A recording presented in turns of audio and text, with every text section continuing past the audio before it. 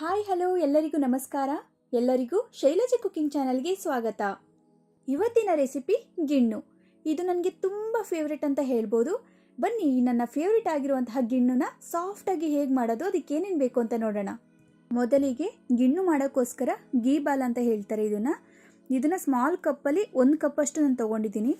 Next ಬೆಲ್ಲ 350 gram ಅಷ್ಟು ನಾನು ತೊಗೊಂಡಿದ್ದೀನಿ. ನೀವು ಸಿಹಿ ನೋಡಿಕೊಂಡು ಸಿಹಿ ಪ್ರಮಾಣವನ್ನು ಹೆಚ್ಚಿಸ್ಕೊಳ್ಳೋದು ಕಮ್ಮಿ ಮಾಡ್ಕೊಳ್ಳೋದು ನೋಡಿಕೊಂಡು ನೀವು ಹಾಕೋಬೇಕಾಗುತ್ತೆ.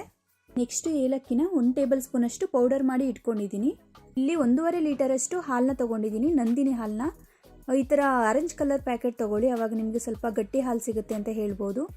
ನಂತರ ಇವಾಗ ಹೇಗೆ ಮಾಡೋದು ಅಂತ ನೋಡೋಣ. ಈಗ ಒಂದು ಬೌಲ್ಗೆ 1.5 ಲೀಟರಷ್ಟು ಹಸಿ ಹಾಲನ್ನ ಹಾಕ್ಕೊಳ್ತಾ ಇದ್ದೀನಿ. ಈ ಥರ ಸೇರಿಸ್ಕೊಳ್ಳಿ.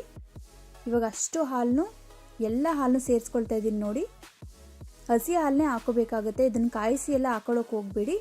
ಈ ಥರ ಹಸಿ ಹಾಲನ್ನೇ ಹಾಕೋದ್ರಿಂದ ಗಿಣ್ಣು ತುಂಬ ಚೆನ್ನಾಗಿ ಬರುತ್ತೆ ಅಂತ ಹೇಳ್ಬೋದು. ಈ ಥರ ಎಲ್ಲ ಹಾಲನ್ನು ಸೇರಿಸ್ಕೊಂಡ್ಮೇಲೆ ಇವಾಗ ನೆಕ್ಸ್ಟು ಗಿಣ್ಣು ಹಾಲು ಅಂದರೆ ಗೀ ಬಾಲ್ ಅಂತ ಹೇಳ್ತಾರಲ್ವ, ಸೊ ಇವಾಗ ಅದನ್ನು ಸೇರಿಸ್ಕೋಬೇಕಾಗುತ್ತೆ ನೋಡಿ. ಈ ಥರ ಸ್ಮಾಲ್ ಕಪ್ಪಲ್ಲಿ ನಾನು ಗಿಣ್ಣು ಹಾಲನ್ನ ತೊಗೊಂಡಿದ್ದೀನಿ, ಗೀ ಬಾಲ್ನ. ಇವಾಗ ಅಷ್ಟನ್ನು ನಾನು ಸೇರಿಸ್ಕೊಳ್ತಾ ಇದ್ದೀನಿ ಹಾಲಿಗೆ. ಅದ್ರ ಜೊತೆ ಪೌಡರ್ ಮಾಡಿ ಇಟ್ಕೊಂಡಿರುವಂತಹ ಏಲಕ್ಕಿ ಪೌಡರ್ನು ಸೇರಿಸ್ಕೊಂಡಿದ್ದೀನಿ. ನಂತರ 1 ಕಪ್ ಆಗೋಷ್ಟು ಬೆಲ್ಲನ ಸೇರಿಸ್ಕೊಳ್ತಾ ಇದ್ದೀನಿ ನೋಡಿ. ಹೇಳಿದ್ನಲ್ಲ 350 ಗ್ರಾಮ್ ಅಂತ. ಸೊ ಅಷ್ಟು ಬೆಲ್ಲನೂ ಸೇರಿಸ್ಕೊಂಡು ಈ ಥರ ಚೆನ್ನಾಗಿ ಮಿಕ್ಸ್ ಮಾಡಬೇಕು. ಹೀಗೆ ಚೆನ್ನಾಗಿ ಮಿಕ್ಸ್ ಮಾಡಿ ನೋಡಿ, ಈ ಥರ ಹಿಂಗೆ ಕಲರ್ ಚೇಂಜ್ ಆಗ್ತಾ ಬರುತ್ತೆ. ಏಕೆಂದರೆ ಗೀ ಬಾಲೆಲ್ಲ ಹಾಕಿರ್ತೀವಲ್ವಾ, ಸೊ ಅದರಿಂದ ಈ ಥರ ಕಲರೆಲ್ಲ ಪೂರ್ತಿ ಚೇಂಜ್ ಆಗುತ್ತೆ ಅಂತ ಹೇಳ್ಬೋದು. ಇವಾಗ ನೆಕ್ಸ್ಟು ನೀರನ್ನ ಬಿಸಿಗಿಡಬೇಕಾಗುತ್ತೆ, ಏಕೆಂದರೆ ಗಿಣ್ಣ ಕಾಯಿಸ್ಬೇಕಾಗತ್ತಲ್ವ, ಸೊ ಅದರಿಂದ ಬಿಸಿಗಿಡಬೇಕಾಗುತ್ತೆ. ಹೀಗೆ ಒಂದು ಇಡ್ಲಿ ಪಾತ್ರೆಗೆ ನೀರು ಹಾಕ್ಬಿಟ್ಟು ಬಿಸಿಗಿಡಿ. ನಂತರ ಇಲ್ಲಿ ಅದನ್ನೆಲ್ಲ ಗೀ ಬಾಲು ಎಲ್ಲ ಮಿಕ್ಸ್ ಮಾಡಿರ್ತೀವಲ್ವಾ, ಸೊ ಅದನ್ನು ಶೋಧಿಸ್ಕೋಬೇಕಾಗತ್ತೆ. ಇಲ್ಲಿ ನಾವು ಏಲಕ್ಕಿ ಪೌಡರ್ನ ಫಸ್ಟೇ ಹಾಕ್ಬಿಟ್ಟು, ಸೊ ಅದೊಂದು ಮಿಸ್ಟೇಕ್ ಆಯಿತು.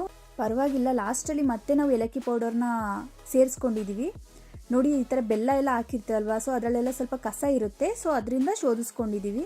ಇವಾಗ ಇಡ್ಲಿ ಪಾತ್ರೆ ಬಿಸಿಗಿಟ್ಟಿದ್ವಲ್ಲ, ಸೊ ಅದು ಬಿಸಿ ಆಗಿದೆ ನೋಡಿ. ಈ ಥರ 2 ಪಾತ್ರೆಯಲ್ಲಿ ನಾವು ಗಿಣ್ಣನ್ನ ಕಾಯಿಸೋಕೆ ಇಟ್ಟಿದ್ದೀವಿ.